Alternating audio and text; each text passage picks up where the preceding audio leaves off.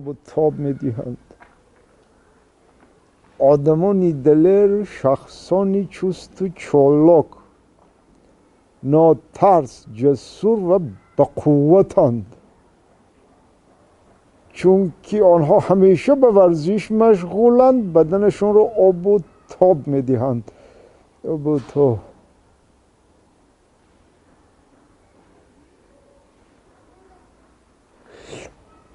دلیران از کارهای دشوار نمیترسند.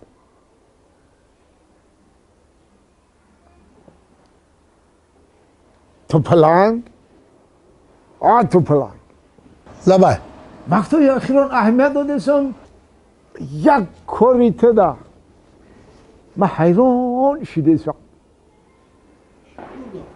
علمی که بچم برای چی وقتای اخیران اهمیت میتونم تو بسیارتر گوش میکنی و دیگه تماما کم گپ میزنی. این سرش در چیه بچم؟ سیرش ها آدم چند گوش داره؟